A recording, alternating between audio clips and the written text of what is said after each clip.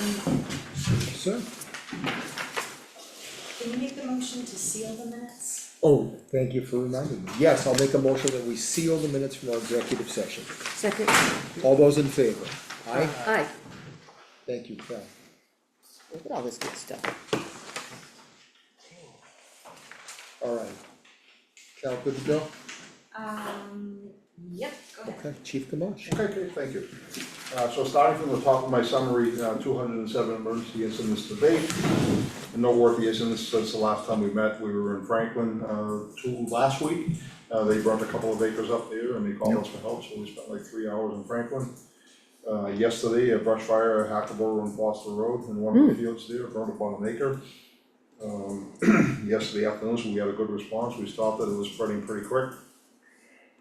And we've been on the interstate and 106 multiple times in the last month for serious accidents. Canterbury Fair, we staffed that with an EMS crew. There were two medicals at the fair, slash road race. And we actually had a report of a fire while we were at the fair, so right on top of the hill there, so ended up. Plus the car thing at the beginning, before the fair ever started. Yeah, so it was good, and thankful that they had a bunch of members there, including myself. Fire Prevention Week's coming up in October. We're in the planning stages now to do our annual demo for all the children at the elementary school. That always goes very well. And then the annual inspection is being scheduled also for the elementary school by state law. That has to be performed by November 1st of every year. So work with them on that. Did the same thing at the whole child center last 2 weeks ago. Their annual inspection is done. And Hillsworth Farm, which is the name of the proposed condominium complex on West Road? Yep, West Road. West Road, so a consultant for the developer reached out to me, and shared with me plans and all that stuff, and statistical data indicating what the impact's gonna be on the fire department if X amount of buildings are built, X amount of people are moved in. So based upon that statistical data, it's gonna add 4 calls a year, according to his calculations. 4 calls? 4, yeah, so which is 1%, so, based upon statistical data, we can absorb that. And, we just asked, if it goes forward, would you like to see anything else, and obviously I put my plug in for fire suppression, fire suppression system and or a cistern. I'd love to see that. Water's at a premium down there, water's at a premium everywhere. Yeah. Right, so, but, water's at a premium, especially with a new development, I'd love to see that, and he took those notes down, and he said, thank you for your time, so. Chief, do you agree with that, that kind of development, like 35 housing units would only be 4 calls a year? So what they did is they took data from other towns, and like in Londonderry, they built, that same company built like 300 homes. How many emergency calls, fire and EMS, and they came out with a factor, right? And based upon that factor, how many calls we do a year, they multiplied it, and that's what it came out to. I actually, let me fold this one here, 1 second.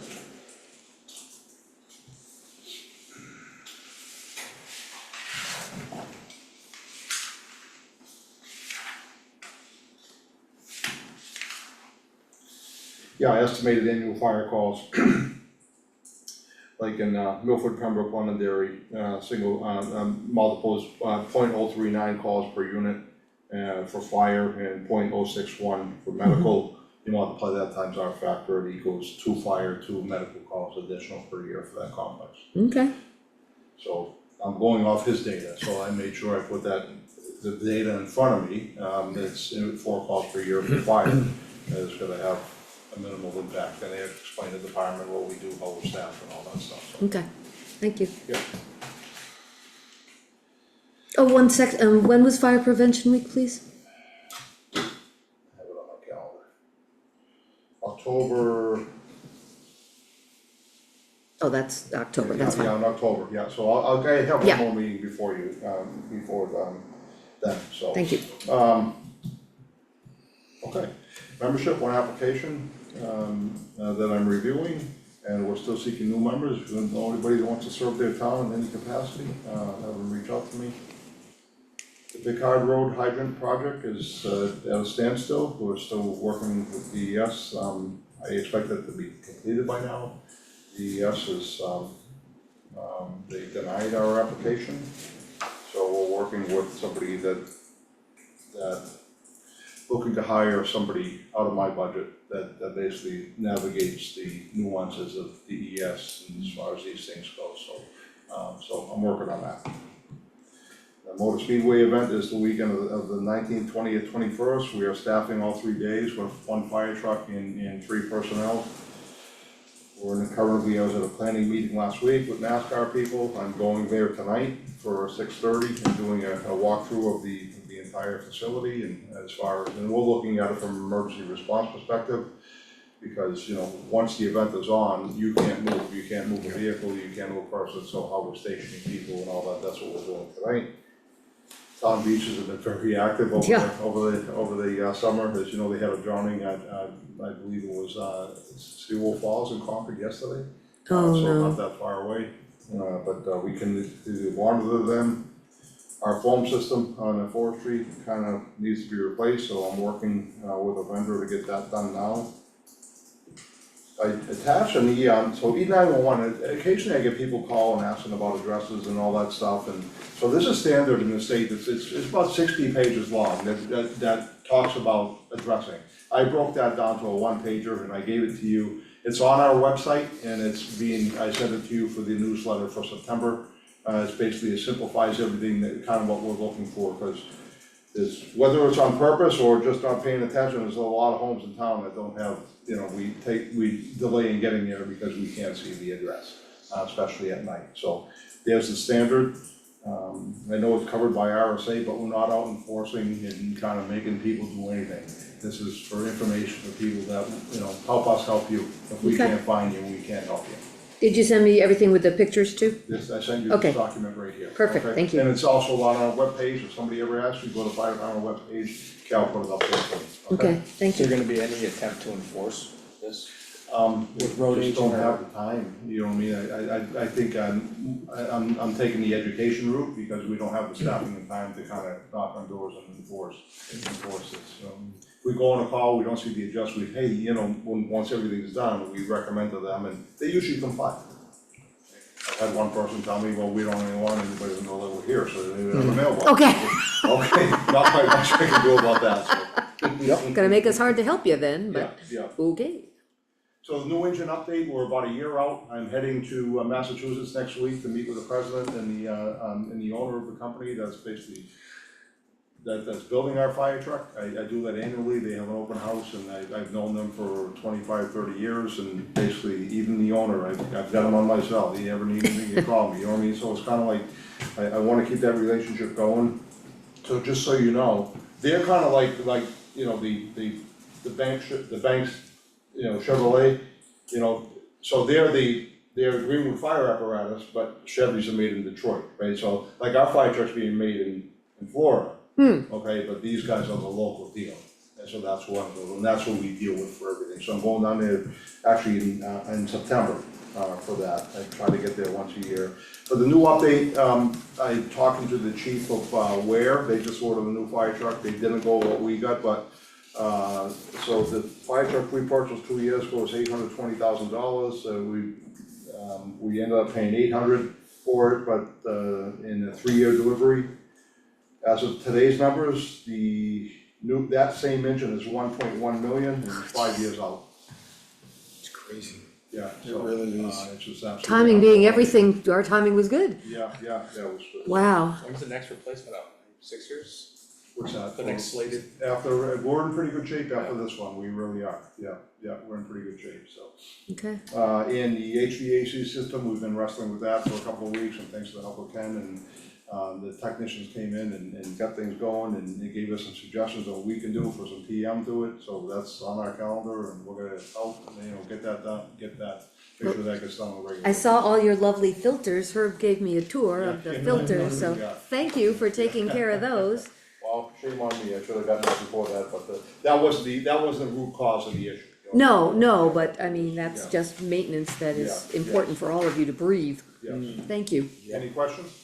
Do you have that a little later on, some I updates? Yeah. thought I saw that on the, And it's just, the work that was done and then, an estimate for some more work that will help with the problem, Okay, so I'll bring that later. yeah, sounds good.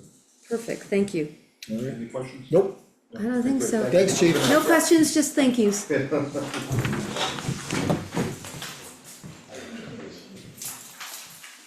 You have a meeting at 6? I do, it's, Alright, that's where I'm trying to go, is who needs to be out of here first? what? Alright, Sam, thank you.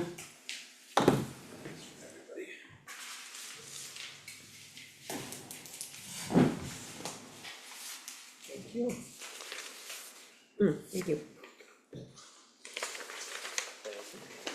Unpaid receivables, page 1 and 2. Yeah. And then the ledger sheet for collection summary year to date shows you the balances that we collected and what the ending balances as of today.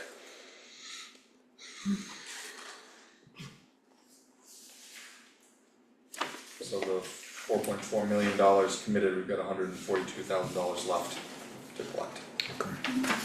Very good. Yeah. There was an outstanding land use change tax and that was cleaned up yesterday, so that's good. Good. Any further communication, or maybe it would have gone through Mandy with Beulah? Not that I'm aware of, Okay. and we haven't seen any money from them. Okay. We have no So- heard from them. They've Yeah. not sent us any sort of payment and they haven't sent Okay. anything explaining why, Yeah. so.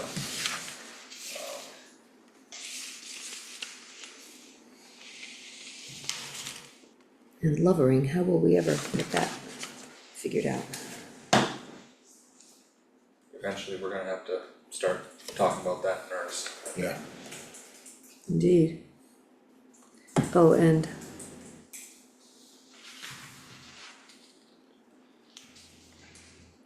twenty twenty-four, says 20. And when do we talk about, under 2023, the third name? Anytime, Anytime? cause she needs to be paying it, Okay. so.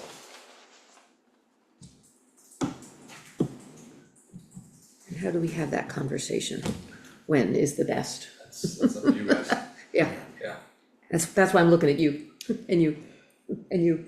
We could just get it on the agenda and, Yeah, I mean, there's the lien's done, so we'll be talking deeding about it Next spring, spring. yeah, Okay, But You can get if ahead you of it. wanted to have communications with any of the property owners, then certainly open to that. okay. is that what you're thinking? Well, I'm thinking, yeah, just before we get Yeah. down to the very last Yeah. minute, and, but I don't know what would, if there's any time that's better than any other, I don't, in the scheme of things. Before the holidays, I don't know, middle of winter, but, if you're gonna tackle Lovren, you probably should tackle Simberry too, yeah, or in that order, yes, cause I think Lovren's gonna be a bigger problem okay, than Simberry, who's a person who's here, who has Right. family and it's a house and, yeah. you know, they both Yeah. pose challenges, but When do you think would be a good time to get those on the schedule to move along? Well, we could do it, Robert, how about the next time you're here? What do you think? Yeah, I wouldn't suggest waiting too much longer, Yeah. because we're gonna be into budget. Yeah. Start Right. budget stuff, so probably the September, last meeting in Yeah, September, let's do it then. Okay, right?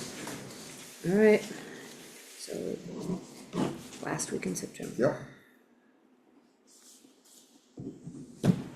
alrighty, Thanks. great, thank you, Sam. thank you. And this, otherwise, everything seems kinda Yeah. normal to you? Yes. Yay. How many plate orders, by the way? Or are you even aware of that? Cause I know some have been ordered. Yeah, that's another whole conversation. Yeah. It is, yeah, Yeah, okay, so I'm just curious. slowly coming in. Yeah, they will. We shall see. Yes, we will. Cool, thank you. Thanks. Thank you, Sam. Come, my friend. Talk to us. Thank you. So here we are, good evening. Good evening. Here we go. Yes, I do have a meeting at 6 o'clock and quite a packed agenda because, Board of Trustees does not meet in July. So, a couple things to pull out of that, agenda I share with you.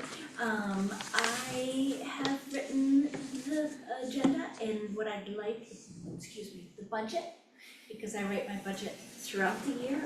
I think probably the best approach is if Beth and Ken and I could get together again for one of our meetings, and I could present my thought process on that.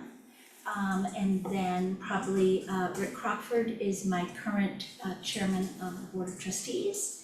And so I would have him accompany me on that. So maybe Ken, I could schedule that with you by email, and Beth. Yes, that would be fine. And probably I would do that mid-September, if that timing works for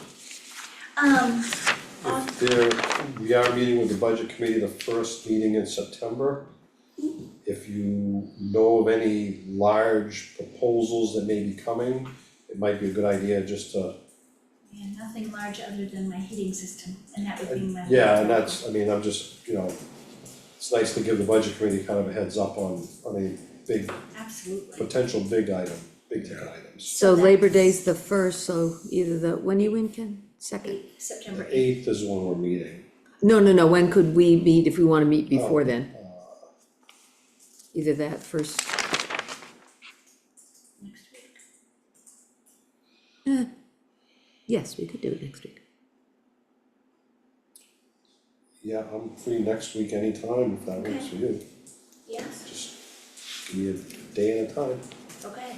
Let me look at the work Yep. schedule to see when I can do. I mean, even if I'm usually in on Monday anyway, on Monday the 25th, if we, on the morning, if you wanted to do, Sure. if you both wanted to do it then. Monday, September 25th? Yeah. Let's start there. August 20th. August 20th. August 25th, August 25th, Yeah. right up. thank you. I'm on leave. September. Okay, good. So I will email both of you on that. Okay, I'll thank you. just check the schedule because we are so busy and fairly short-staffed that sometimes I can't get away from the desk. So let's go with Monday the 25th until we find out otherwise. Okay, So August is the time that I cycle the team through their vacations. All of us are carrying a lot of vacations, time, just because we're a busy understaffed library. But it's also a time that we can do redesign and, go through our collection inventory. And we've redesigned the children's room and the shaker room, so anytime you're by, I'd love to give you a little tour. since I was in there like last week, you've redesigned everything? Yeah, a little bit. Oh, fun, Yes. okay, So it's fun, August is a time, it is our lowest patronage month. So we're probably having about 110 people per day, which sounds like a lot. And it's a lot for a lot of other libraries, but for us, that's kind of quiet. And it gives us time to figure out, like, does this work here, or does that work here? So, library work is a lot like merchandising, because if you move books, or you read books, or clean books, people notice them that they hadn't noticed before.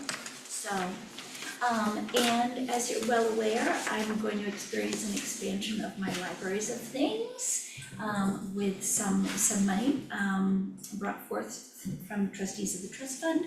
And part of our redesign was to find room that we can store those things. Some of you received that document, metal detectors, popcorn Yeah. machine, 10 by 20 tent, things. baby chair, Baby chair, things that we already lend out, and that gives me great, it kind of gives me a little room in my equipment line budget, because if I buy things for the library, I can lend them, right? So it used to be that you had a 10 by 10 tent and you would use it just for programs, and all the rest of the time it would just stay in the supply closet. Now, all of those things, all of our inventory can be lent. And I can use it as a circulation number for my state and federal report. So when the Friends of Canterbury Center borrow my 10 by 20 tent, I check that out, and that acts as a non-book material. So it's kind of a no-brainer. Most libraries in the state of New Hampshire have a library of things. Our problem has always been storage, and it continues to be storage. But we're just gonna put the popcorn machine in the shaker rack. That's how it's gonna be. Because libraries have to transform and stay pertinent. And more people are interested in not having to buy things in this economy. Some people like to try things out before they purchase it. So, we're excited about that expansion. Rach, are there some things that can be stored, like, you know, with the farmer's market, we have that little trailer and it's outside and the stuff it doesn't hurt to be stored like that? Or is that more of a pain than it's helpful? I think our next step, I don't have anything that large yet. That's definitely the next step. Like snowshoes, skis, post hole diggers, rototillers, lawnmowers. Oh my A lot gosh. of libraries have that. It's hard because everything has to be stored on library property because we have a policy and procedure. Right, And I'm sure maybe some of you have heard Northfield Hall Library was just vandalized last week. So there's a great amount of, we're just trying to be extra careful okay, with storage, but I would love that and maybe a pavilion someday with storage space, but that's another subject. Okay, so in terms of the heating grant, Ken and Beth and I spoke about this. When last we spoke, I have a $15,000 heating grant. I had wanted to go geothermal. The price without a federal subsidy and tax break is making geothermal look a little out of reach for me. And I'm talking in broad terms because I have to be broad terms right now.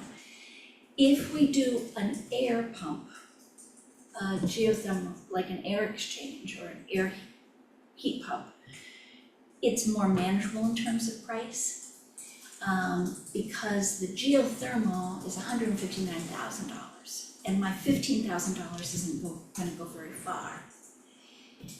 There's a $78,000 federal heating subsidy.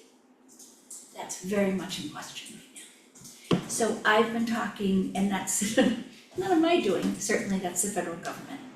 And I don't wanna sign a contract for a piece of equipment that is gonna rely heavily on a federal subsidy that just is not going to happen.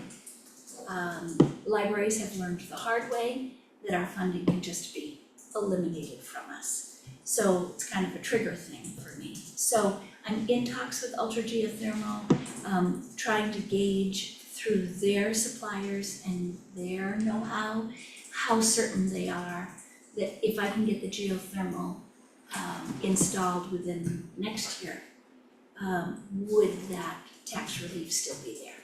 So I'm weighing all of that.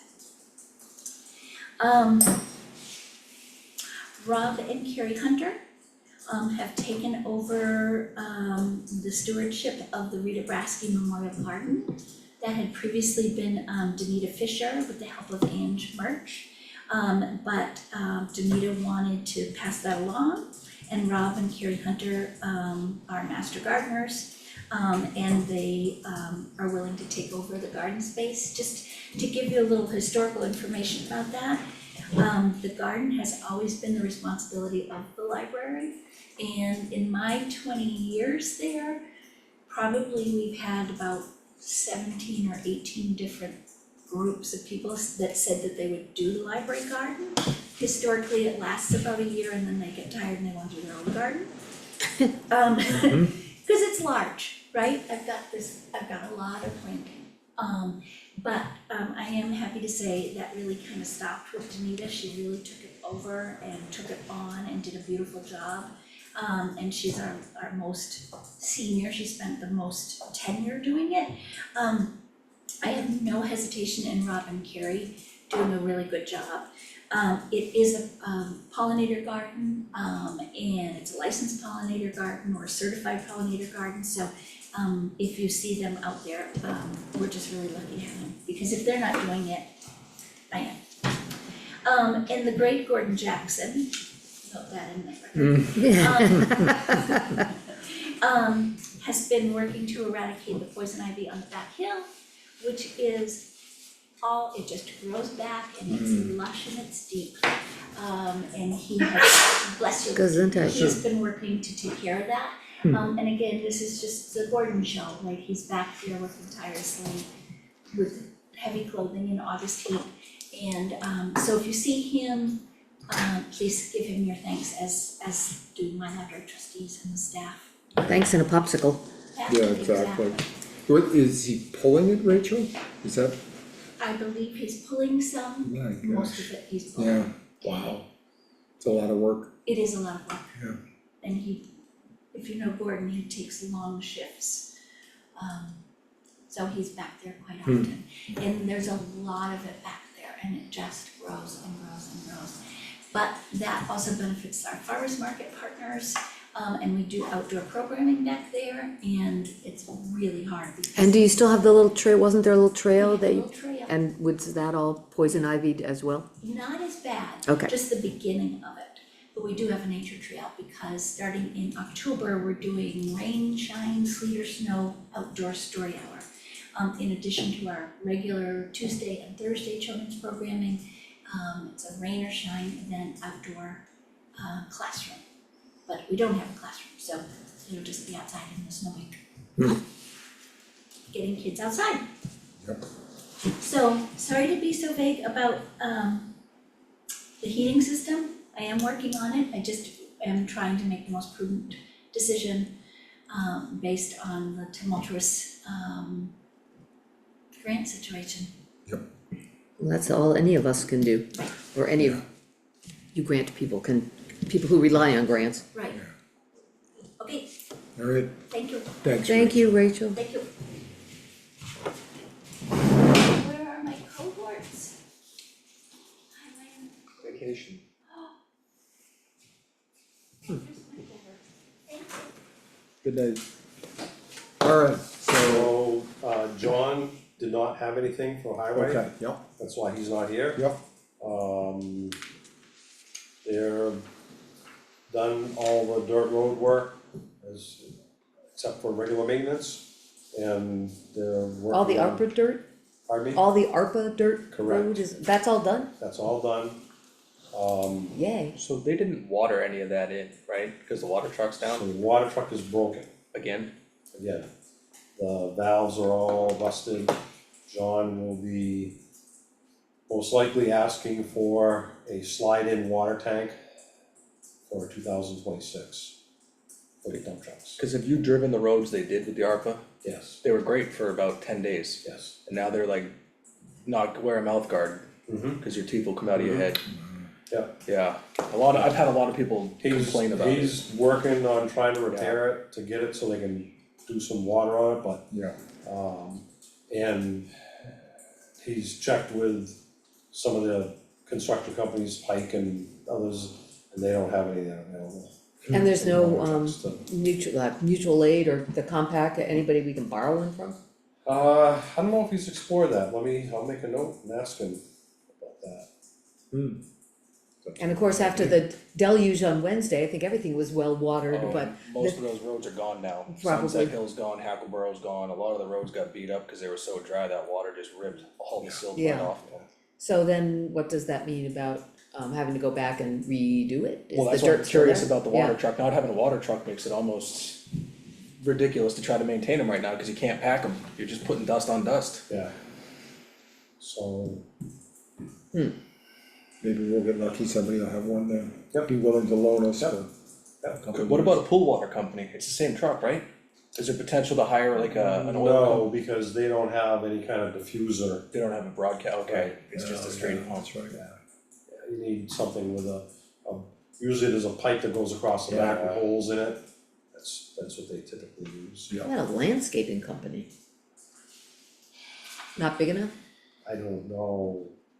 I don't know either. What about the forestry fire truck? Could there be a retrofit for that one? Well, you they have don't to- have they don't It's not Well, a I guess water- they could, cause Yeah. they could pump and drive. Yeah, Yeah. you'd have to Yeah. buy the diffuser, that would You'd have to, But yeah. that would be I mean, cheaper that might be a than viable stopgap Right, Well, potentially. and the tank isn't that big on it either. right, it's 300 Yeah, gallons if I remember. So Yeah. you're Small. filling her a lot. Yeah. You'd be an awful lot of filling. Yeah, I just hate to see all the work they did, Yeah, cause no, those I- came I- out great and they just And got he hammered said with the they're heat. working on trying to get the piping fixed on it. yeah, okay, good and bad. The police chief is on vacation, but he sent them, they sent their statistics here. As you can see, 7 incidents, 3 arrests, 2 accidents, 64 citations, and 371 calls for service. They had 24 hours of training, and Officer Westgate got certified to be a rifle instructor. okay, Okay, alright.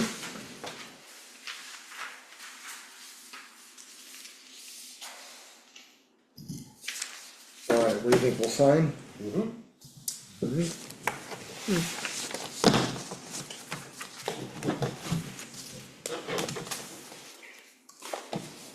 Alright, so first item for signature. Looks like an accounts payable manifest in the amount of $66,777.60. so moved, I'll second, all those in favor? aye, it's a very nice number, That's what I thought. 667776. Sorry, I digress. No worries.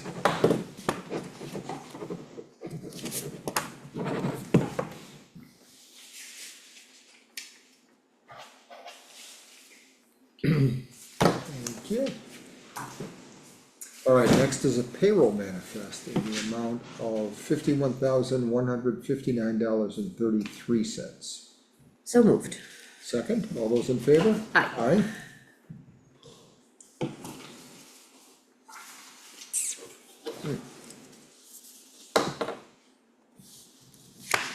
Alright, that's that. Cal, it's gotta be getting time for our new stamp.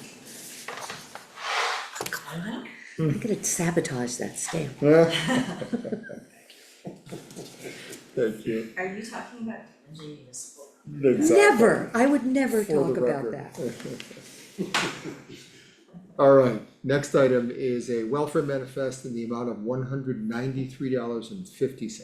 So moved, Second, all those in favor? aye, Aye?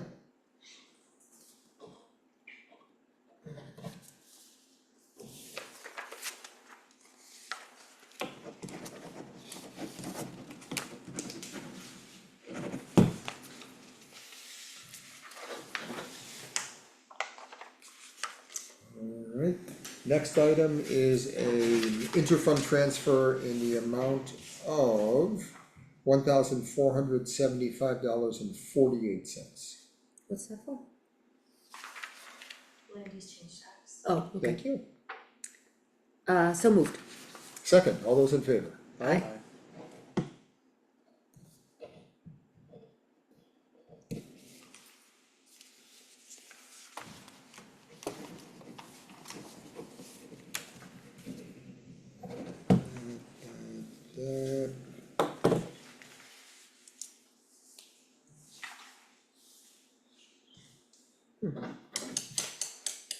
thank you. Thank you. Alright, next is a application for property tax credit / exemption. We've signed it already, it looks like, is this a, It's a renewal, so you have to Okay. initial in the, next to where you signed. okay, And then you put your names again. okay, and this doesn't require a motion if I remember right, No. this just requires, Do alright, you, do you get noticed when the renewal comes up, or is that on the creditee to know that? Like, does Mandy send out a notice, hey, you're 10 years up? Okay, so Cal, like a signature or a initial there in front, do you, Yeah, okay, yep, that would be the spot. and a date? Yes, initial and date. Yeah. So just in front of your name where, And just make sure to sign it on the right line, cause then I see that, yeah, a previous, and then Calvin needs to decide whether or not to sign it. Oh, 'Cause am I it's- allowed to? It's your brother. Oh, that's son of a gun. Okay. If I don't Doesn't sign matter. it, There's it's two, approved, that's what I mean. correct, Then I yeah, just so- won't sign it to yeah, so be- you can recuse Yeah. yourself and. Yeah, I think that's the fair thing to do.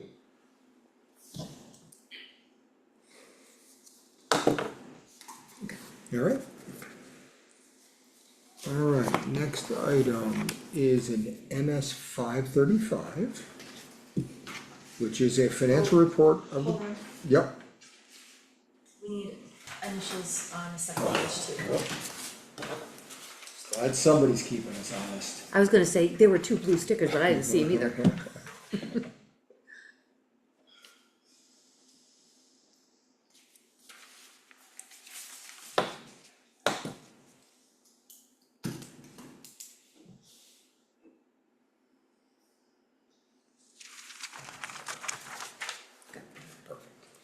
Thanks, Ken. Alright, so back to the MS 535. Ken, this looks like a, report to the state, right? Right, it's a DRA form. Yep. Anything we need to do other than sign it? Nope. Okay.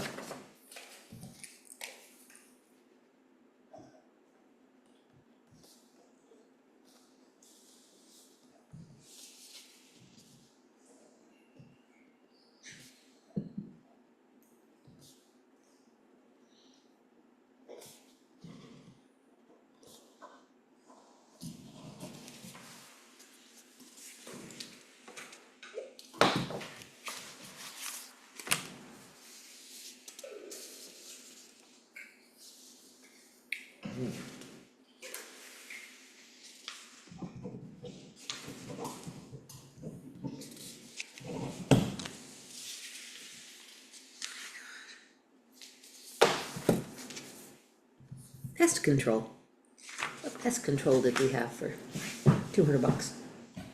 I believe up at the municipal safety complex, we had some ant problems. Oh, jeez, I believe that's correct. they were probably living in the filters. No, Filters were so There's other bad, places. so bad. I screwed up. I signed in over my name. It's okay. Doesn't matter. It's okay. And you spelled your name wrong too. No, No, I didn't. I can read my writing. looks like Calvin Fudd Alright, I Pick a have, and your brother Elmer. I have a bunch of appointment slips next. Ah, I'll start with the first one, which is Mark Stevens to the Ag Commission. yes. Once again, it's, I thought he was on the ag. I think think this it's is a reappointment. Reappointment, Yeah. oh, okay. His term is ended, and he desires to be reappointed. All right. Yeah, the first three are Mark, Stevens, Jill McCullough, Damon Lee, who are all reappointments. Craig Pullen is also a reappointment, but he forgot to sign his appointment slip last year. And Huh? there's a 30-day time period that you have to do it in, so, Craig is on a forum ag commission? yes. yeah, Oh, think he's- interesting. All Ag. these are all. Yeah, they're all Yeah. like- And then Corinne Pullen is stepping up, she was an alternate, now she's becoming a full member. And then Katie Archer volunteered to become an alternate. So Really? that's what Good those for slips her. are. We have a bunch of renewals, a bunch of shifting around. Katie is the only new person. Alright, When's their next meeting? On the 25th, were you on the email that Mark sent with the agenda? No, that's why I was curious, cause they had one meeting in like April and they haven't met since. They usually have a Yes. meeting like every 5 years. Yeah, that's why I was Yeah. curious. We'll just keep them all down there, Calvin, cause Yeah, there's a send them all stack back at coming. once. Alright, I just forwarded that to you. Cause I've noticed historically with the town email, if it doesn't come from the town emails, I don't get them. Like personal, like Gmail accounts or Hotmail accounts, I don't, So I've started, every day, I check the quarantine messages Okay. and release them, because that's what was catching some of okay, those things. So it wasn't very frequently, but it was just enough to cause. Cause I was gonna say, I think it's like when I get rec committee updates, they wouldn't come through, cause it's a Gmail, not They a should be town coming of. through now, cause I've set them as trusted senders and invited, I think I fixed it. Perfect. Is that it? Yes, Alright, get all those back, whoops. Alright, why don't we turn to previous minutes approval next? Why don't we start with the non-public session from August the 4th? right, And since nobody's seen it yet, just take a minute.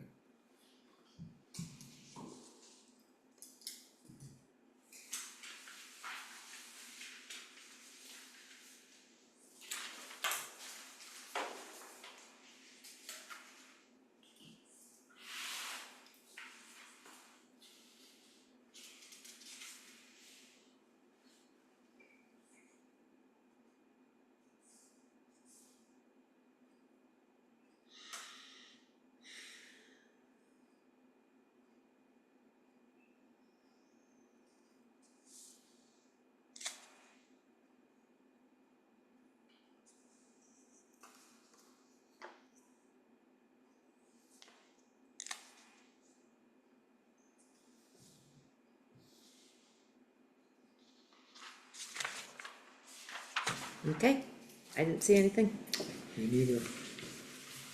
Good? Alright, I'll make a motion that we accept the minutes. seconded, All those in favor? aye, Aye. And if you would, pass them in. I didn't even write on it this time. Alright. Next, we'll turn our attention to the public meeting minutes from August the 4th. And I know that there are some There's some- corrections.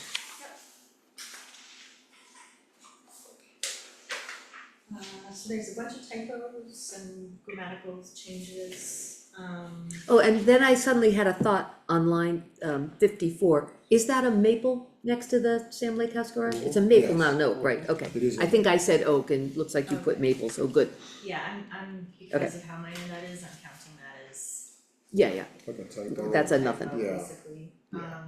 The first one that's substantial is on line 67, adding to the public at the end of it, so it would be more visible to the public. Then the next substantial one is on line 73, inserting the sentence, this is to replace the maple by the center cemetery that was removed by Unitil. Just to clarify what tree we were talking about. Yep. The next substantial changes are line 115 and line 118, I put 1.4 million, it should have been 1.5 million. yes, okay, good catch. The next one is line 122, inserting the sentence, the requirement to have a 100-year plan was discontinued by DES. That way it explains why the board decided to do what they did. Yeah. And then the last one is very long, so I didn't write it out as much of yours, but where on line 144, I've got it crossed out. So that sentence will be replaced with, Beth asked if the gas station on exit 18 was moving forward at their ZBA hearing, 12/11/24. I should change there to the developer, at the something to the effect of, the developer argued that the property hadn't been abandoned, but it continues to appear abandoned. No one present knew for sure what the state of the project is, and then it has the existing sentence, Ken plans to have Joel give him a call when he's back from vacation. Okay.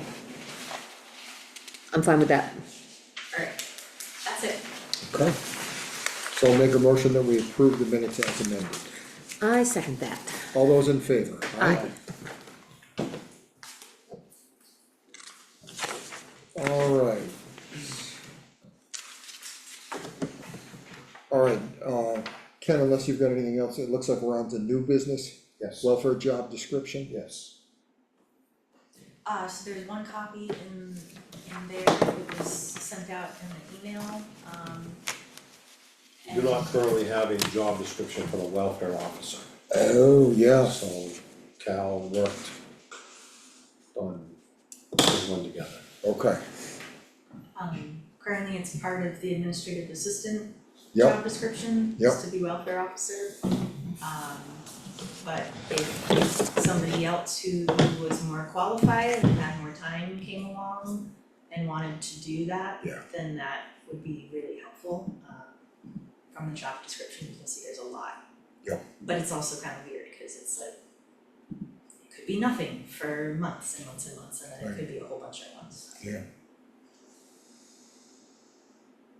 Yeah, and we had talked about that, it's just, you know, where do the calls come into and how do they reach that person, and is it better to be in the, if that person was scheduled and in the office, so if people knew that they could call the welfare officer then, or then do you have somebody sitting there who's not doing anything, and it's, Could you get a forwarding number? Just hypothetically, if you had a person, could they call the town office and forward to a personal cell phone, so they could be in contact? We could. oh, Yes, I didn't even think of that, it's a good thought. yeah, we could, if it was somebody else, we could set them up. We already have welfare at canterburynh.gov, so we just give them access to that email, Yeah. give them a phone number. So, So that person wouldn't necessarily have to be, I'm also, okay, Okay. have you seen it? I've seen it, yeah. Okay, so they wouldn't necessarily have to be in the office, they would just be on call? Yeah. And they'd have to keep track though of, yeah, Right. So are you thinking hourly only?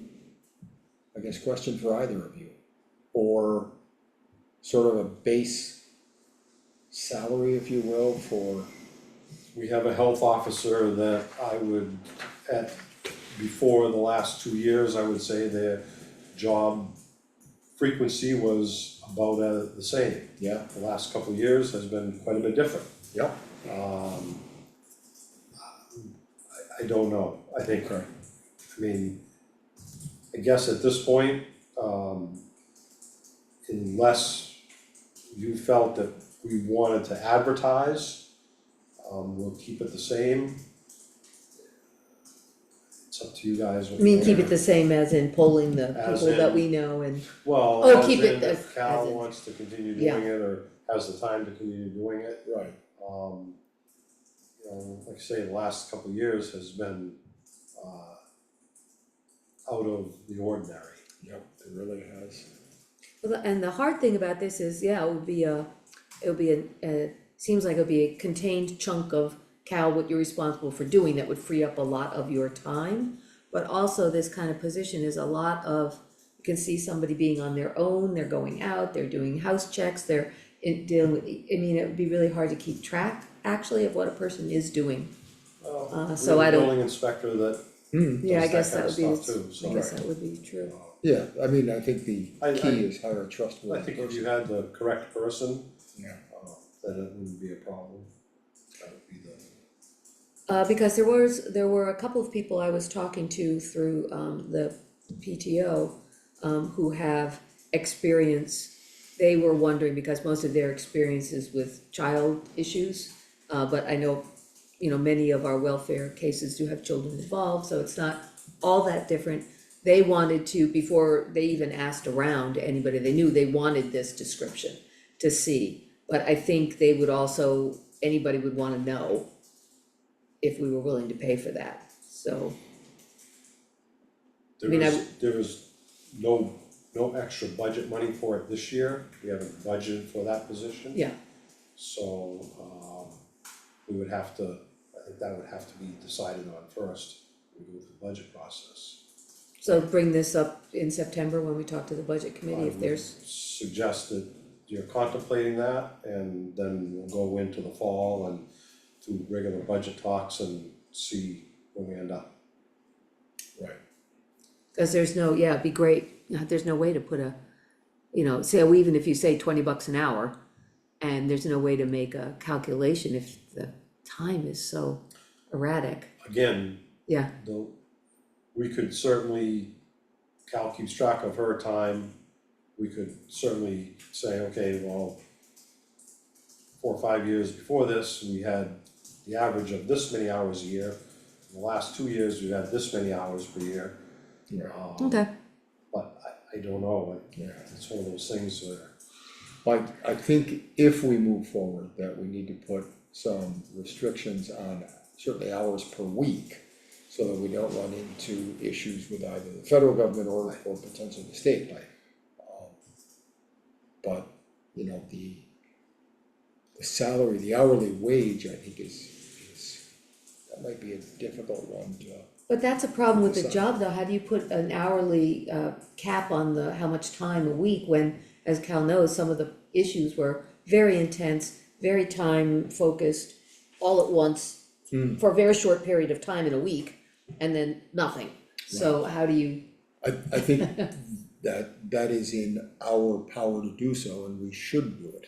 Yeah. Otherwise, we're gonna have somebody claiming that we owe their pension or, health benefits or something along those lines. I guess it's a starting point, so if you say Yeah. 20, no more than 20 hours, and then they've got a big case, something, they come to you and say, this is what I'm up against. Right, And the retirement system works off, you have to have 35 hours a week. right, We use the federal guideline of 32 hours a week for other benefits, healthcare, vacation, sick, all that.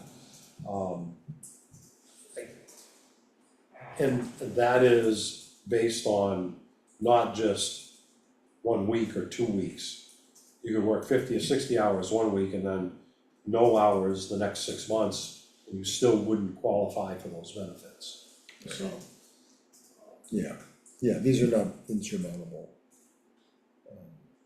But it's just something that as we go into the budget process, we should all be aware of. And I know you came up with this, Cal, and we talked about it a little bit, and I don't ever remember asking you what other towns around us do as far as welfare officers, do they have? I don't really know, I know some of the larger towns have a welfare officer on staff, like I've worked with the previous one in Sandborton. Yeah.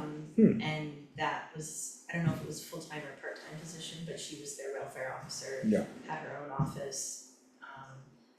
Concord obviously has a big department. Other towns, I think, do a similar thing where just someone on staff has that title. Yeah.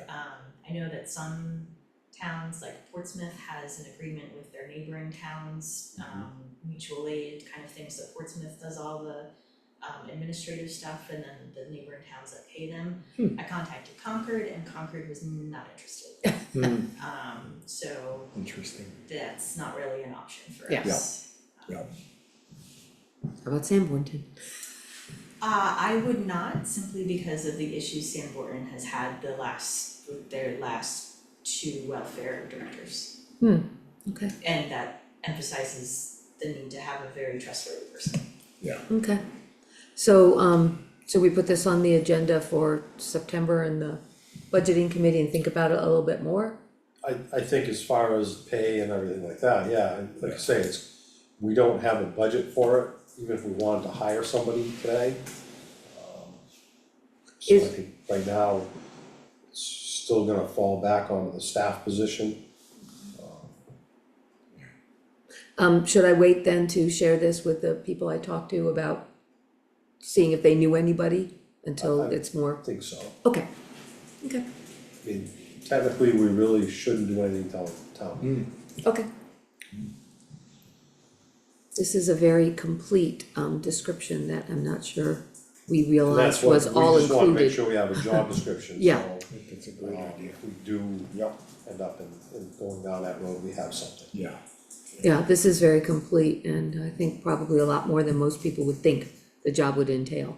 Yeah, and I would expect from any budget committee a spirited discussion on creation of a new job, so. Yeah. May or may not move forward. Well, thank you for doing it up until now, Cal, and hopefully we can find somebody who might be willing to do it too. It's a biggie. Alright, Do you want that back, the description? I've got it, no? Oh, no, I got it. I think we've all got it. Oh, alright, Want this? Yeah. Alright, We do have some other new business. okay,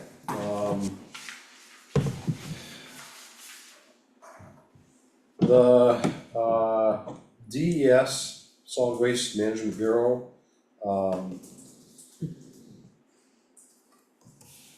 worked with the legislature and as required by House Bill 2, starting January 1st, 2026, Customers who dispose of solid waste at a permitted New Hampshire solid waste landfill, waste energy facility, or incinerator required to pay a disposal surcharge of $3.50 a ton. As customers, municipalities, solid waste districts will be required to pay these surcharges.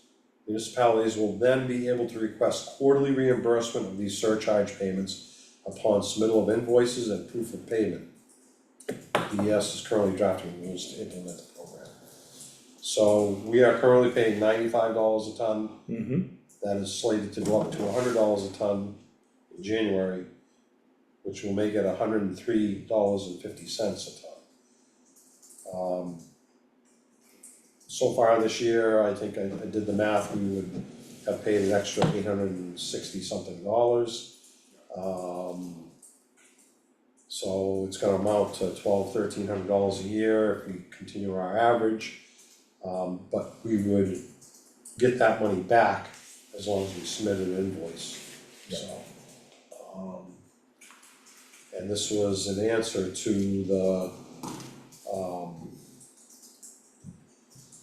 push from municipalities and other places about out-of-state trash coming into the Oh. state. That's what prompted it? Yes. Ah. They cannot, the state cannot prohibit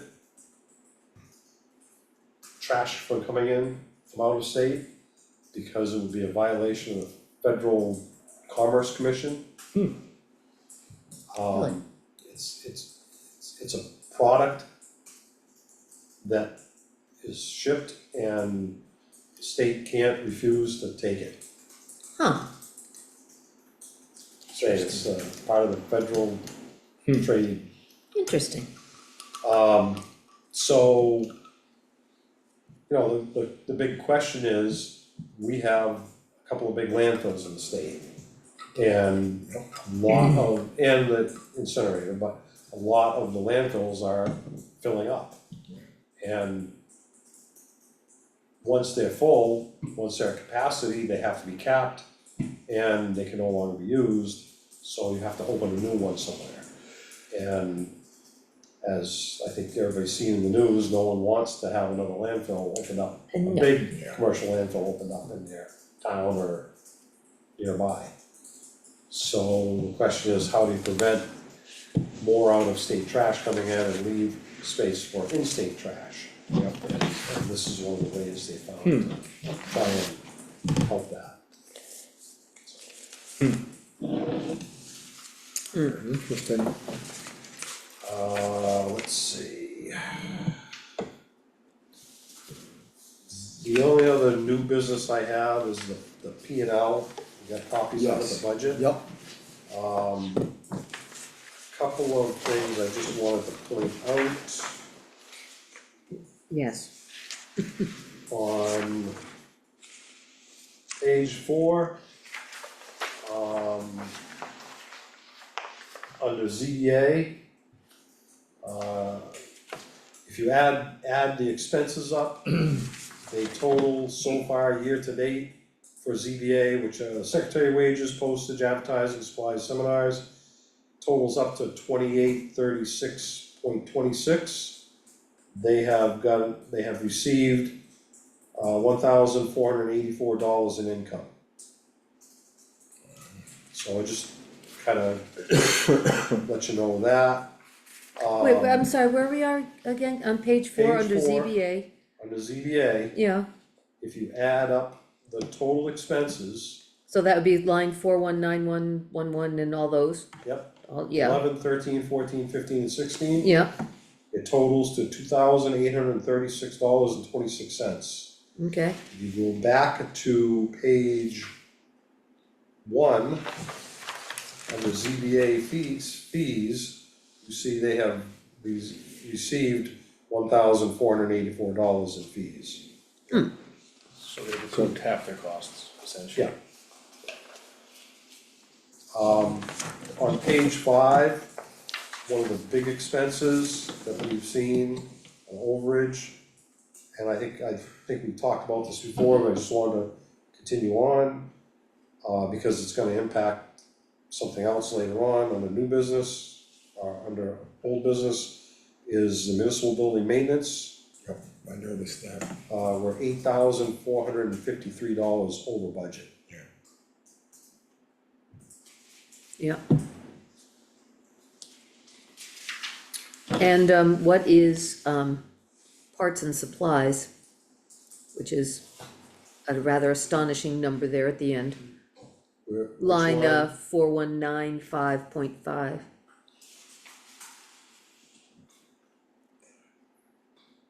Under cemeteries, parts and Oh, supplies. cemeteries, Is that the new, the work on so you the, can see it's only $788 over budget. yeah, Percentage is giant, yeah, okay, but they're only $788 over. But if you go down to their bottom line, they still have $9,700 left. Right. So the parts and supplies, I think, you can see they only budgeted $1, okay. and they spent $789. And I'm not sure exactly what those are, I can get the breakdown, but, Yeah. And that's, you know, I've been seeing time up there, so we bought the piece of property that goes across the back. yes, And it looks like there's a new entrance road that's going in there, and there are 2 granite posts, they weren't always there, were they? I don't know. Okay, they look like 2 new posts were set, so I was wondering if any of it was That that, may be what the cost was. Okay. I'm not sure. okay. Let's see.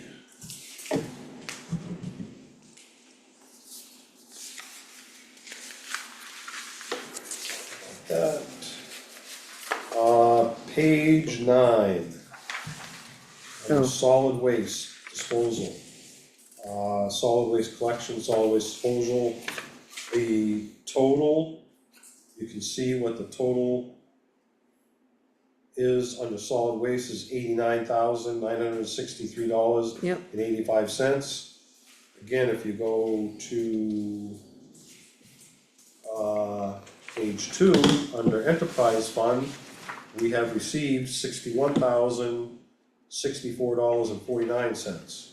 So we're really doing pretty good on that Yeah. line. I think that was all I had. Where was, Building inspection on page 6. We've expended $8,909, we've taken in $7,252. Yeah.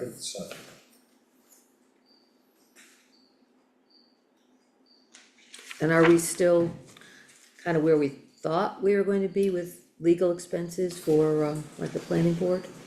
So, That's high, as you can see, we're Yeah. over on legal expenses with the planning board. We're over double, we had budgeted 1,000, we've already spent 2,585. Yep. So we're almost $1,600 over. I don't know, the project, the Hillsworth Farm project is still there. I'm not sure, who knows what the legal, what more than the well, and they don't know yet if any of those legal funds can be recouped from Right. Meridian, so, okay.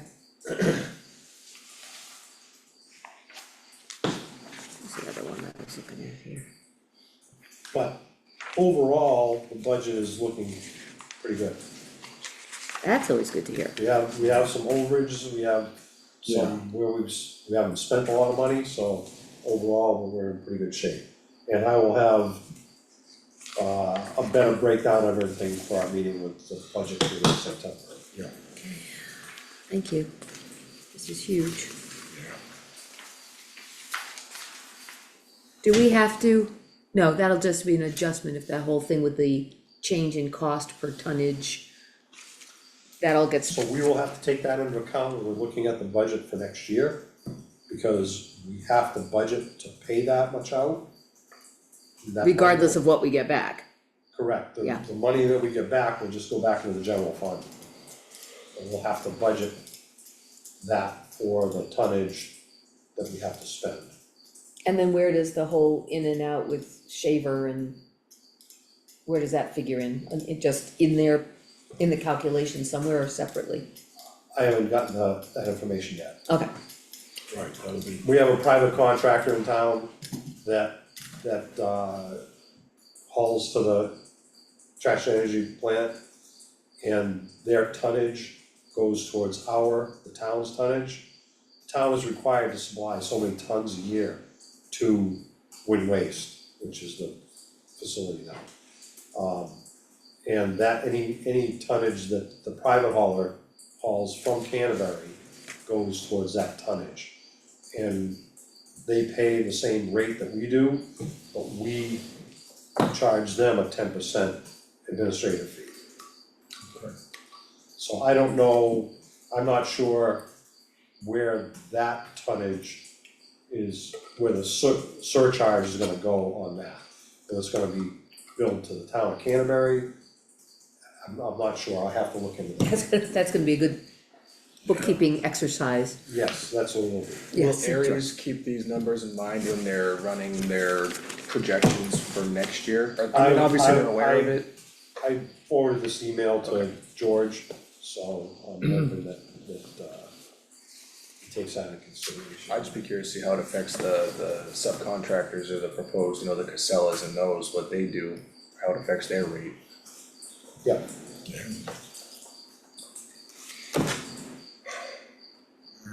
Alright, before we move on, do we have a town moderator? we do not. Okay, We do not. Names still floating. okay, I hadn't The gotten any. supervisors of the checklist have contacted several people. Yep. They're still working on trying to find somebody that is willing to do it, hopefully run again, Right. when the position becomes vacant. Yep. That's the plan, Yeah, I think they could probably find somebody to fill in for now. Yeah. But I think they're trying to find somebody that they can recruit to with an to eye continue toward, on. yeah, yeah, exactly. Alright, I just was curious about that. Anything else on new business? No. Alright, so around to old business, land acknowledgement. That's, Go ahead. So I forwarded the email from Evan, Yeah. there's a copy of it in the old business folder. got it. Yeah, and I think this was the response to us kind of asking for more information, right? Right. Yeah.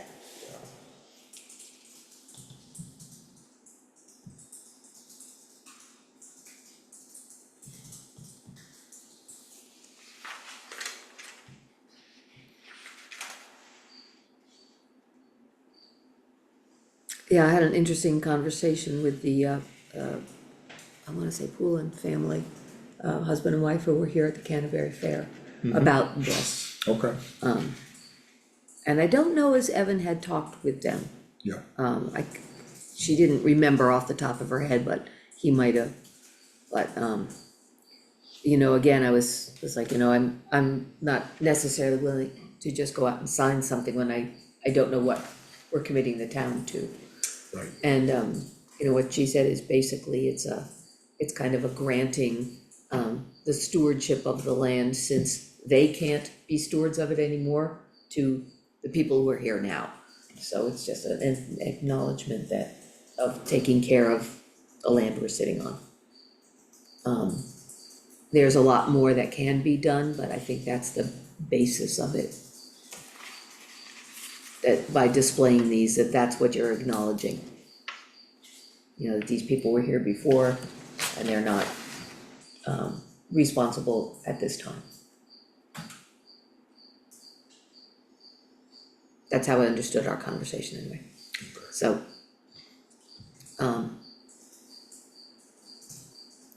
I think this is back still to part of the presentation he made to the tricentennial committee that as part of the tricentennial, he wants to, have this, whatever signage or whatever formal acknowledgement done up and displayed at that time.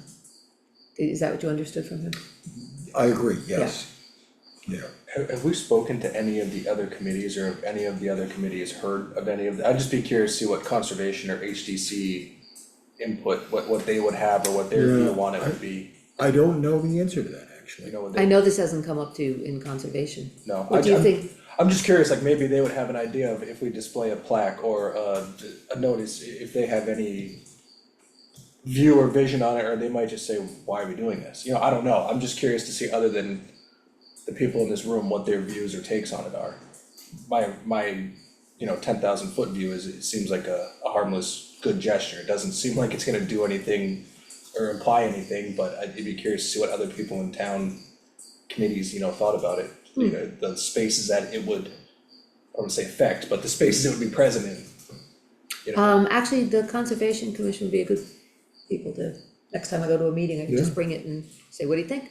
Yeah, Who else would, ag commission? maybe, I just feel No. HDC has all the rules and regulations for town Yeah. space, they might be one that would. Well, HDC, yeah, You know, and conservation. Conservation's right up the alley of a land acknowledgement, Yeah. in my mind. Alright, why don't we ask them and, this was something that he actually forwarded back, you know, this was back in May, so it's been sitting a while. So if we bring this before those two committees at our next meetings, so that'll be another month and then, yeah, Actually, I'm Wednesday. oh, you're Wednesday? I just had, HDC, yeah. okay. And I'll do it, next time at conservation. okay. Alright, so I think for now, we'll table this pending reports from the other committees, Okay. alright? Oh, HVAC at the fire station.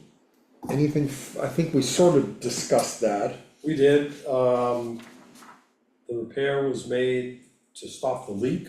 However, the company that did the repair, feels that it should do some more work there. To have a drain pan under the whole unit instead of just under one portion of it. In case there was some of the leak somewhere, and the one that's there now does not have a sensor that shuts it off if it senses water in it, so I'd like to add one of those. The total is It used to another- have one, right? And then, there It's was a- one there, and apparently it was disconnected at some point or not wired incorrectly. yeah, The technician I spoke to was, said that he didn't think whoever worked on it did a really good job. oh, so it would be a good thing to have. They can do the work for another $833.70. That would put a pan underneath the whole thing. It's a 12 gauge galvanized 5/8 pan by 10 feet. They hang it, they do, right now it's resting on ductwork, so they would hang it from hangers. They put a water sensor kit in, and then the condensate pump, problem was the condensate pump had quit working, and the water sensor had been disabled, so it kept creating condensate, and that was dripping through the ceiling. Oh, which is, They replaced the condensate pump, and they used one that was actually made for that. Unfortunately, this goes back to the quality of work that was done to the building when it was built. But anyway, they want another $833 to fix it correctly. So as I pointed out in our last conversation about the budget, we're $8,000 over on that line already. that's what I was, And not doing it is, you know, does that leave us open to more leaks and more water and more Potentially. damage and more? Potentially, I I mean, think, $800 seems think- at this point a little bit to keep a much bigger problem. and that would be my recommendation, I think we need to do it, it's one of those things where, I mean, the other costs have been, things that we couldn't contemplate happening. Right. You know, the water softener quit on us and some other things that happened, so, Life. Yeah, it's odd that that's It's all, a building that's 20+ years old, and again, the quality of the work that was done, we're now paying for, I think. I think for $800, you're better off fixing it right now and trying to preventive maintenance versus I agree. disaster being on the creek maintenance. with no paddle, yeah. Yeah, no, I would agree. alright, Is it not, well, it doesn't really matter, it's a bigger conversation. I never would have thought of all that air conditioning up in the ceiling where you can't see it or access it. very common, Yeah, yeah, When the building was first moved into, there's a closet in the training room. That closet, we had to put a garbage can in because the condensate pump was never connected to anything. So the water was just, we had to empty the garbage can every week or whatever it was. alright, do you need a motion on that, or? No, I I just think we're all wanted, in agreement, I was gonna just go okay it, but I just wanted to bring it to your attention, only because we're so far over on the municipal. yes, but that's money that's good to spend, yeah. alright, anything Representative else? reports? Yeah.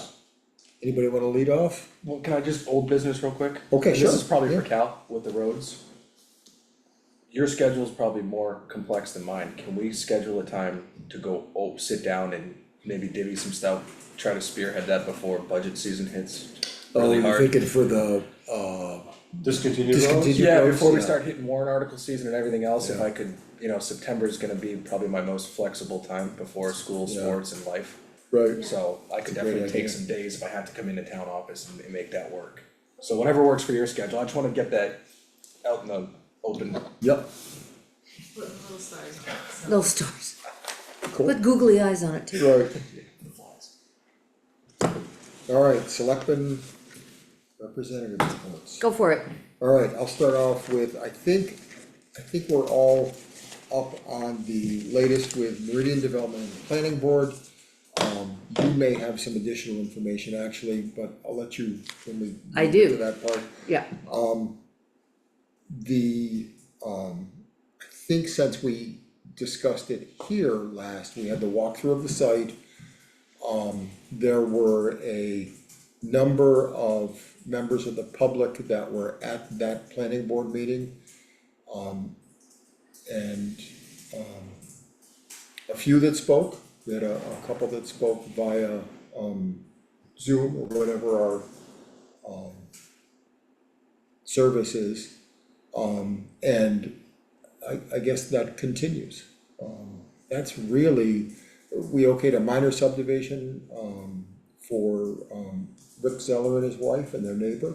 And I'm not sure that will be moving forward, there was a bit of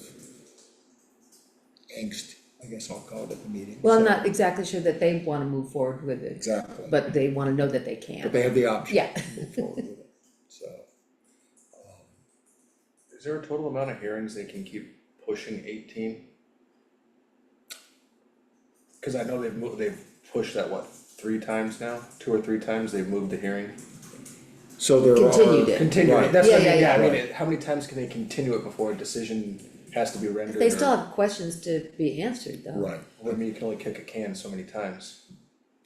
no, at least my understanding is if there are substantial questions that have to be answered. they have So to be there's no answered. time limits or parameters on it that, I'm just looking at it from the other Yeah. side, is if they think we're stalling or we're not working on it, No, is there any? and I certainly don't think anyone's stalling at this point, I Okay. think that. I think they're really working to get answers Yeah. and make it Yeah. work, that's what it feels like anyway. I agree, I just Yeah. didn't, I didn't know if there was, I don't, I'm Yeah, not that's a familiar good enough with question, though. planning Yeah. Well, there are time ordinances. limits certainly that Yeah. apply, you can't just get an application and ignore it. Right, But I don't think that it, okay. we're in that situation here. And and what about chapter 9, we're just waiting on, Correct, oh yeah, and thank you for reminding me of that, so chapter 9 of the 10-year plan, we voted to table pending the Aries engineering report. So that's the solid waste chapter, and since we are hopefully soon gonna be getting the Aries engineering report, I think that it's important that we incorporate the latest information into that report, so. Conditional use for ADUs? Correct, we, talked about the, new state regulations regarding, ADUs and the, application that was, pending before the planning board for, an ADU on Shaker Road, was, and I assume they've been put back to the town for issuance of a building permit. So, I think we're all clear now on the, role and place that the planning board plays in the process, and there may still be a few ADU applications that do come before the planning board. But the vast majority of them will just go to the, town and get a permit, they're by right now, so. And whatever that means. I Well, mean, not whatever that means, I mean, Yeah. I think the question is still, and that went before the planning board, is how are they counted? Our ADUs should be part of our building cap or not, and that they need to figure that out, because it's a dwelling unit. That was a question posed to the planning board, and I think there was a couple members had one opinion and a Correct. couple members had another, and they were gonna get back to us. Right, I don't think there was. a I asked decision. No, there direction. wasn't a decision, but I think it's I a, asked for direction from the Yeah. building inspector. Yeah, it's a decision that needs to be made, because, it's going to come up in a couple of places, I think. yes, it will. Well, So- the population impact too, I mean, Yeah. maybe you could have one person or 3 people, 4 Yeah. people, you know, so Yeah. it does have bigger impacts in terms of. That's why we have the building community needs, cap too, so right. you know what you're dealing with, so it's, Yeah. I think it should count in there, but, we'll see how they come down Well, on that. I guess without getting too deep into it, the potential is if you get to your cap and I by right wanna put an ADU on my property. Who's on first? Yeah, I know, that's a big thing, and I think a lot of towns are gonna ask that, so, I think you're absolutely right, well, let's see. yeah. Alright, that's my report. Okay, I'll go into Conservation Commission first, because that was where on, Thursday the 14th, which was this past Thursday, Meridian came into the Conservation Commission, they were asked to attend. The commission, as usual, had a lot of good questions, they got a lot of, definition from, Meridian about how they saw things, like, they were mostly concerned about the open space, that was what, the Conservation Commission was weighing in on. Where was the pump house going to be? What was it gonna be? Is it how big? What was the road to the pump house going to be? I mean, there was some confusion about whether it was going to be like a big road and then it's in the open space, and then the Conservation Commission was like, no, we don't want that.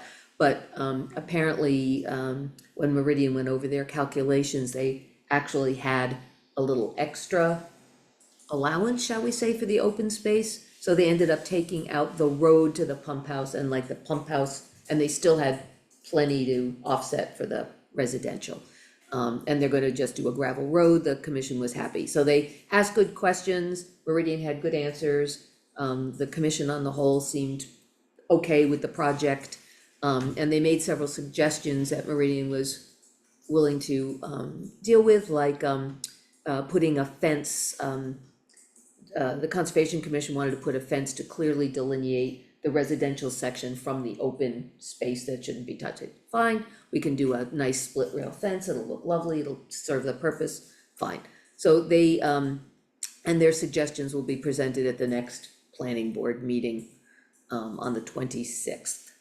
One of the questions I did ask, because I was at that meeting, because they were talking a lot about, they have, wetland scientists on the board, how much water is there in the well? Will it be enough to take care of any future business needs as well as the residents?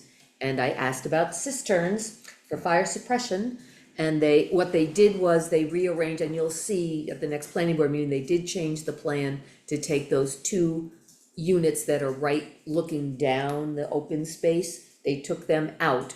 They moved them over onto that piece of open space that was not contiguous. Yep. So now that's and the calculation changed, but now you don't have to worry about crossing the road to get to the open space, because there'll be two units on it. Gotcha. And then, they had one of the, stormwater collection ponds in the space where the 2 houses would have been, opens up the view, they didn't have to do so much grading for the road, which the conservation people were very happy about. And there is a little section of land as you come in. The bulk of the residences are on your left, and on the right, there was a space that they said could be used for a cistern. They didn't say it would be used for a cistern, but there's room for it. Yeah. So that was good. The Conservation Commission also continued discussion on the draft of the new contaminated materials ordinance. They added a lot to it, based on what other cities around have included. A lot of discussion about whether certain materials should be in there or not, but that's ongoing, and they're gonna do a draft and send it along. They did updates on several projects, installation of the new bench at Skudak, reblazing a trail, footbridges at Kimball Pond, rock removal at Bob Fife's field, and they reviewed their bylaws. But they did have two questions while I'm thinking of it. They wanted to know if some sort of barrier could be put up down by Kimball Pond by where the dam, where the beaver deceiver is and where the water outflow is, because they've noticed as some trucks have been driving in on the dam, and they really don't think that's a good idea to have trucks driving on the earthen dam. So they wanna know if something can be put there to prevent vehicles from driving across. And they were kind of at a loss at what that something might be, either a big rock, They just couple pull them out of the field? logs, yeah, well, You just buried a bunch. they did, they actually ended up not burying, that's next on my, that's next on my list. So I think they may be in to ask what the town's position is on what they can do to block that, so trucks don't drive on the dam. Well, it wouldn't interfere with the fire, it wouldn't interfere with pumping or turnaround capabilities, right? That's what they were worried about, That'd and be the big mowing, concern. There, Down in there. at one time, there was a cable strung across there yeah, with a padlock on it, but that's gone. I don't know what happened with that, I'm not sure they what, probably just drove right through it. I don't know. Yeah. Possible. I don't know, Do you want them to come in and talk I about think how that to would be the make a, best is, I'll have them make a proposition Yeah, yeah. when they go down there. yeah, cause I'm just thinking, if the fire department needs it, Yeah, and typically, yeah, it can be utilized for a pump site. It's not the best because it's so Agreed. high yeah, and but it could be. yeah. But wouldn't they pull in by where that stone bench is before they ever get to the? Well, they're going to be down there anyway building I and, think it might be good to have maybe a conversation with the fire department okay, and see what they think. And then talk to the town, the highway department maybe. What if you expanded the parking down there? Would people be less apt to, cause if you go down there, if you're fishing one night, and there's two cars in there, you've got no place to go. Yeah. You know, it might not be, but you're not gonna Collision. drive across the dam to get well, away I from didn't say people. everybody's, Oh, well, you know, but I mean, like, sometimes you gotta turn around and maybe incidentally you back over it because you're not paying attention, like, what if they expanded parking, would that help remedies people trying to drive over it?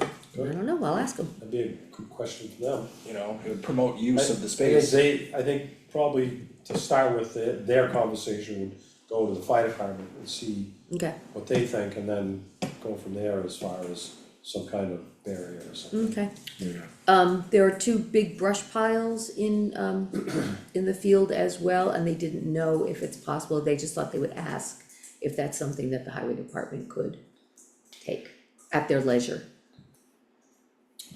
Depends on where they are. They're reachable, They have done that in the past. that's what they thought, and they were very appreciative of the department taking care of the brush piles down at the Riverland. So they didn't know how to who to, is my coming here and asking you sufficient, or I can certainly if ask you John. could, if you could ask John, that would be great. And that was that for them.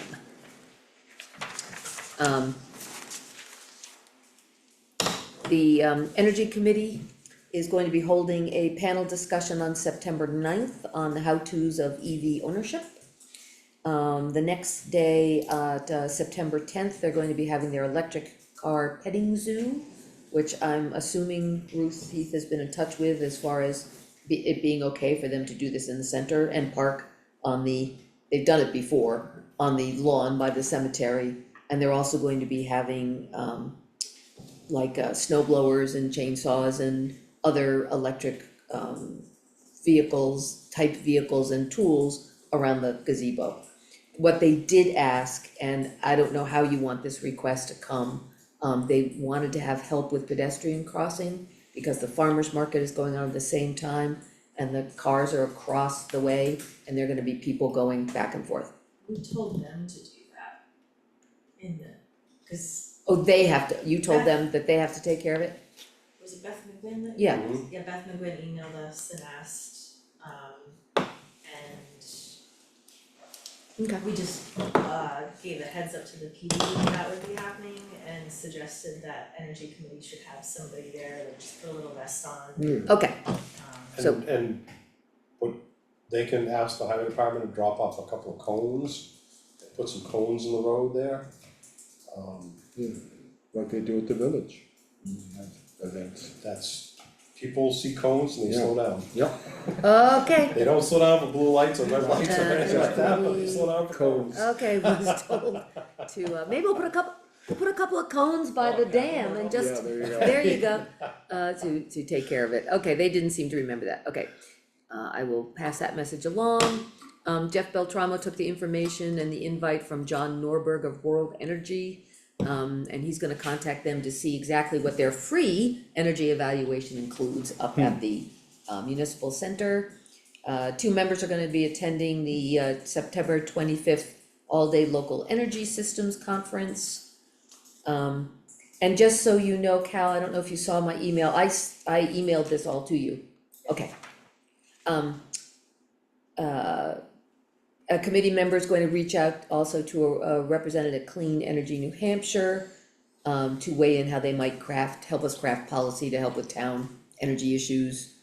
And ask for advice. This was a good one. They wanna ask for advice on how energy committees can actually complete RFPs so they can actually get projects done and approved. So they're gonna try and figure out for future projects. There's a new model solar zoning ordinance that's been released from Soul Smart and Clean Energy. And Beth McGuinn is gonna be working with Josh Gordon from the planning board to present it to the town at a future date. She seemed to think it was a really good zoning ordinance, but they're gonna see how it jives with our table of uses. They're also looking into possibly setting up some sort of roundtable or listserv of energy committees from other towns to share information. And they're still organizing Window Dressers event in November. So this committee's actually got a lot on their plate at the moment, which is great. Community Power, Edgar is our representative. You can weigh in if I don't get this right. There should be an update. Edgar's gonna be working with Andrew Hatch, who's the outreach manager of Community Power Commission New Hampshire. And trying to figure out what needs to be actually done to get that money from our adder fund transferred into the town account. The sticky part of it is that at the last count, the fund was about $5,200, but some monies might be withheld if people in town haven't paid their bills, and we're not exactly sure how that works. So Edgar will be talking with Andrew Hatch to try and figure out to see how we make that work. Beth McGuinn is going to be she participated in a program with 3 universities, Unitil and CPC&H. They're gonna be installing equipment to monitor energy usage at her home and whoever else volunteers, and see exactly how and when electricity is used. And the goal is to come up with an energy program or some sort of sensors that could reduce consumption during peak energy events. So, for anybody listening, Canterbury residents can participate, anybody can participate. You need the deadline actually isn't a day or two, it was just really tight. I've got the link to the questionnaire, Beth McGuinn has the link to the questionnaire. You fill it out, it's like, takes you like 4 minutes to fill out the questionnaire. You send it off and then they say whether you're the kind of energy user that they want in the study. They come out, an electrician comes out, they put all the sensors on your circuit boards, they measure this, that, and the other thing. You get to keep the equipment after they're done, and then they're going to use all the information for their study. So, again, anybody listening, and I'll see if I can get this out, who wants to be part of this study, it's Unitil customers only. And then, we did discuss the current mission of Canterbury Community Power, because it's really different from when the committee was formed. First of all, there's a lot fewer members at the moment. The main push of the committee to begin with was setting up, getting to be part of Community Power, getting the town to approve it, to vote to get in, and figure out what we needed to do, but that's, at the moment, the bulk of the committee is, Edgar and Beth interacting with CPC and H, figuring out what the new rates will be, and trying to see which of their programs, like this one with the sensors, might be applicable for the town.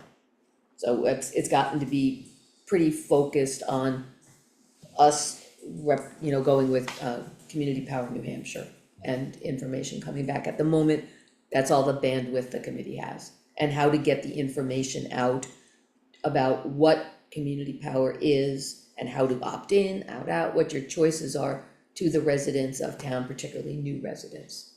So Tim Mee is looking at what's written on the town website about what the mission is, and we're reworking that to make sure it's now current. And I did present the information about cell phone coverage to both the Energy Committee and CNH, and they're just, everybody thinks it's a good idea to pursue, but there isn't the bandwidth or anybody who's willing to take it up at the moment. Fred Portnoy, very willing to help if we need him to do a thing, but he's not willing to be the spearhead for this. So I guess my question at the end of the meeting was, you got this Northampton, is it okay if I call Northampton and say, what did this company do for you?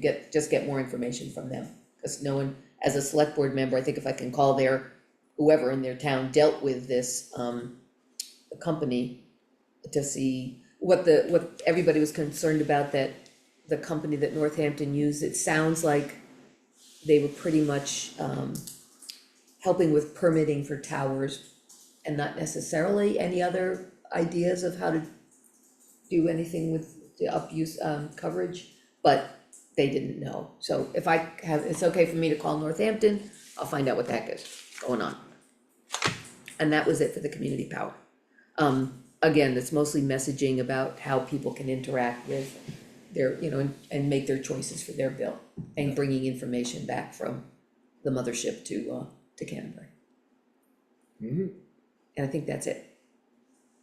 Tough act to follow. Go ahead. I'm the kid who didn't read the book but saw the movie. HDC, we met last month, they approved a rooftop solar array on Damon's barn.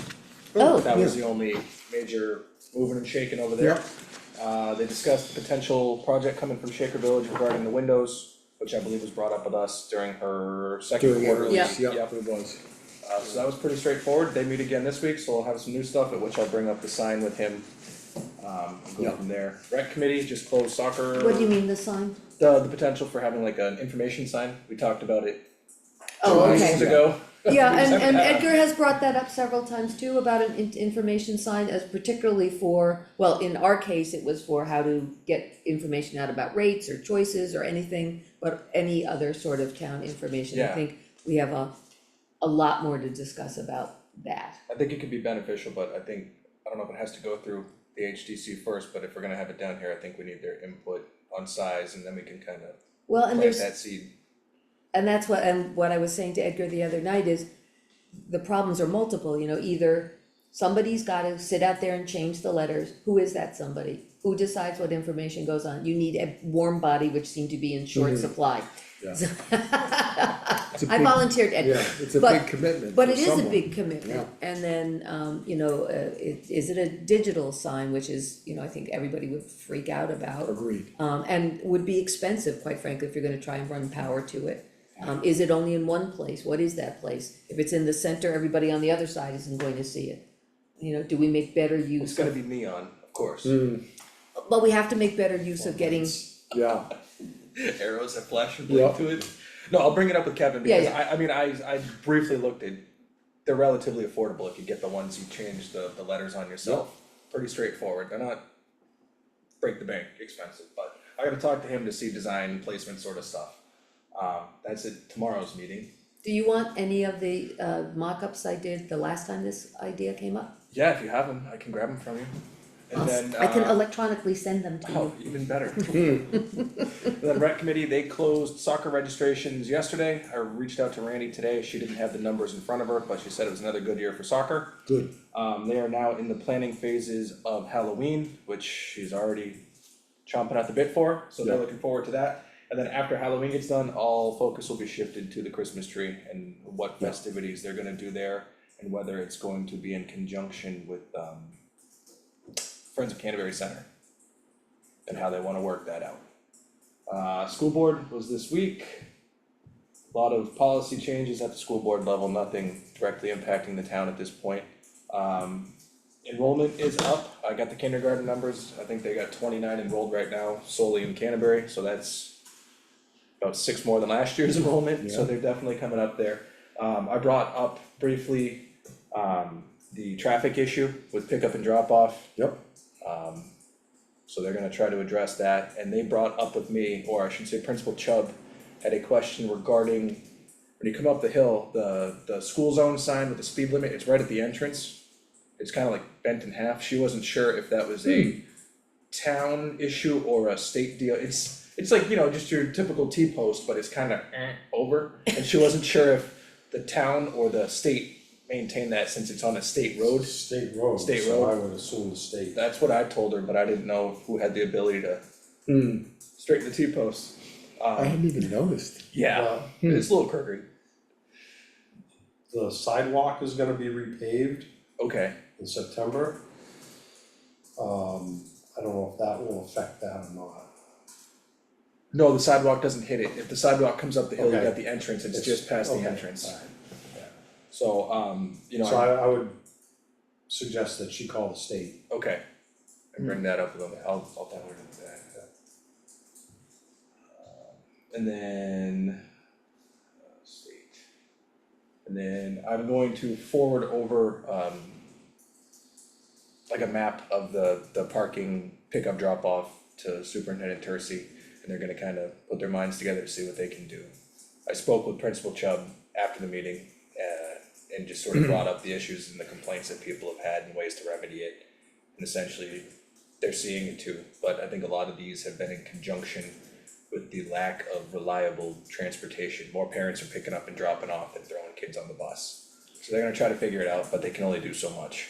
Well, for a while there, they used to have everybody wait in the center, and then there was They do. we had a police presence in the morning when they could, to, The issue is, and I know you don't have kids in the school right now, but and Edgar can probably speak to this too. yeah, You pull up, it's one line, yeah, and 2 kids get in a vehicle at a time, and if I wanna get out and hug and smooch my kid and wash his face and buckle him up, time adds Right. up. yeah, Take So what I proposed to her was splitting the lanes. If you need to get out and buckle your little one in, pull in the right, park, get out of your vehicle. The drive-bys, you can throw the kids in and get them out. And then when the car is ready to pull forward, you stop it and let them pull out. You gotta do something, cause it's about 10 minutes where if you're driving, you probably know, coming up or down that hill in Yeah. the Yeah, winter, it's very tight. it's wicked slippery or Yeah. you can't accelerate or Yeah. stop. And unfortunately, with more kids in the school, more kids getting picked up and dropped off, they have to sort of find a remedy or try something, especially with rain days.